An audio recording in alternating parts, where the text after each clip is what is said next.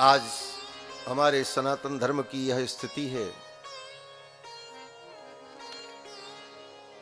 कि किसी सामान्य व्यक्ति से पूछ लो कि मानव जीवन में 16 संस्कार कौन कौन होते हैं तो उन संस्कारों का नाम भी नहीं मालूम। यहां इतने श्रोता बैठे हैं, अगर किसी से पूछा जाए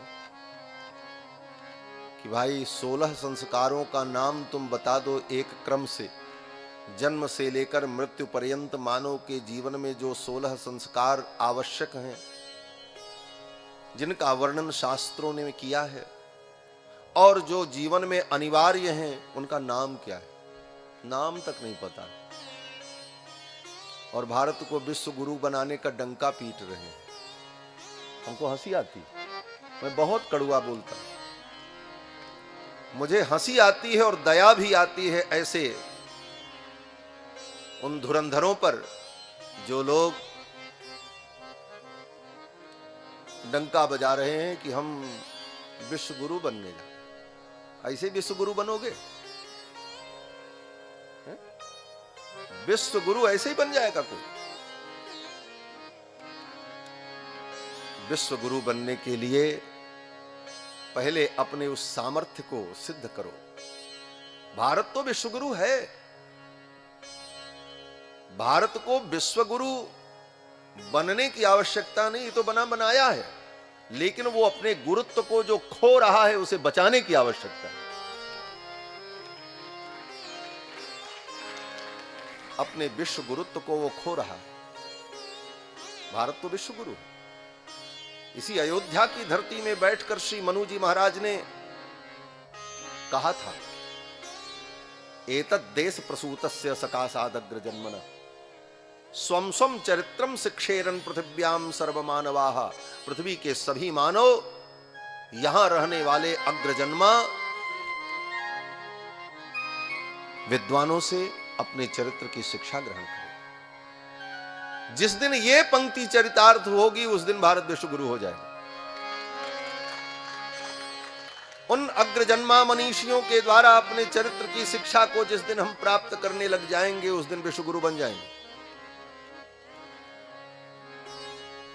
और जिनके तुकबंदी पूर्ण और हास्यपूर्ण और तत्काल सुंदर लगने वाले वक्तव्यों को सुनकर के हम तालियां बजा करके उत्साहित होते रहेंगे, उस भाषण से कभी विश्व गुरु नहीं बन सकते। विश्व गुरु बनने के लिए वेद को, रामायण को, उपनिषदों को, गीता को, पुराणों को मानव के हृदय में उतारना होगा और आचरण के रूप में उसे प्रतिष्ठित करना होगा। उस दिन भारत विश्व गुरु बन जाएगा। और विश्व गुरु बनने की बात 5 स्टार होटल में बैठकर 8 बजे तक सोकर सवेरे उठकर बिना नहाए बिना मुंह धोए चाय पीकर फिर 1 घंटे तक पेपर अखबार पढ़कर तब उसके बाद नहाकर फिर तुरंत दमादम भरपेट खाकर और तब व्यक्ति धर्म का उपदेश करने जा रहा। बता रहा हूं विश्व गुरु बने।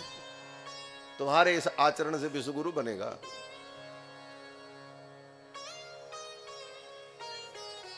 किसको विश्व गुरु बना पाओगे भाई? जब तक हम रामायण, गीता, भागवत, श्रुति स्मृति के आचरण को स्वयं जीवन में नहीं उतारेंगे और जन जन में इसे प्रतिष्ठित नहीं करेंगे, तब तक हमारा विश्व गुरुत्व सुरक्षित नहीं होगा। उसे सुरक्षित करने की आवश्यकता है। विश्व गुरु तो है। बंधुओं, भगवान श्री राम ने अपने जीवन में उस आचरण को करके दिखाया। उनके जीवन में सारे संस्कार हुए। आज हमारे जीवन के संस्कार लुप्त हो गए, एक भी संस्कार नहीं बचे, केवल 2 संस्कार बचे। एक महात्मा कहते थे, महाराज 2 संस्कार बचे हैं। बोले कौन? बोले एक विवाह संस्कार और एक अंतिम संस्कार। क्यों? बोले ब्याह किए बिना काम ही नहीं चलेगा और ना भी करो फिर भी व्यक्ति कर लेगा। जमाना ऐसा है। बिना पूछे करेगा, जो मन होगा वही कर लेगा। और अंतिम संस्कार, बोले अंतिम संस्कार तो करना ही पड़ेगा, कोई मर जाए तो कहीं कहीं ठिकाने तो लगाना ही पड़ेगा। तो यही 2 संस्कार बचे हैं, वो भी अवैधानिक रूप से, वो भी वैधानिक नहीं, जिसको जो मन में आवे कर ले रहा। धर्म एक व्यवस्था से चलता है, धर्म की भी एक व्यवस्था है, उसका भी एक आधार है, और वो आधार शास्त्र है। उस शास्त्र की मर्यादा को छोड़ करके अपनी सुविधा से हम धर्म करने लग जाएं, और हमको जिसमें सुविधा लगे उसी को हम धर्म मान लें, वो कदापि धर्म नहीं हो सकता। और उस धर्म को मान करके आप कभी धर्मनिष्ठ और धर्मात्मा नहीं हो सकते। धर्म तो एक शास्त्र की व्यवस्था है, शास्त्रीय व्यवस्था है, और उस शास्त्र को आधार मान करके जब हम चलेंगे तभी किसी लक्ष्य को हम प्राप्त कर पाएंगे। आज हमारे संस्कार लुप्त हो गए। जात कर्म नामकरण अन्नप्राशन चूड़ाकरण कर्ण वेद, अक्षरारंभ उपनयन वेदारंभ केशांत समावर्तन, इन संस्कारों का नाम भी लोगों को याद नहीं। कैसे बचेगा सनातन? विचार करना। हर कार्यों के प्रति हम सजग हैं, लेकिन संस्कारों के प्रति सजग नहीं हैं। इन कथाओं को सुन करके प्रेरणा लेनी चाहिए। भागवत जब सुनते हैं तो देखो, भागवत में नंद बाबा एक ग्वारिया हैं, ग्वार हैं, गाय चराते हैं, और लाखों गायों को लेकर कभी किसी जंगल में, कभी किसी जंगल में महीने भर रहना, 2 महीने रहना, फिर किसी जंगल में रहना, ऐसे विचरण ही करते रहे। ऐसी जाति ग्वार जाति। लेकिन वे नंद बाबा भी अपने बालक के संस्कार के प्रति कितने सजग हैं। भागवत में वर्णन है, कन्हैया का संस्कार विधि पूर्वक किया। जात कर्मात्मजस्य वै कारयामास विधिवत पितृदेवार्चनम तथा, वेद व्यास जी लिखते हैं भागवत।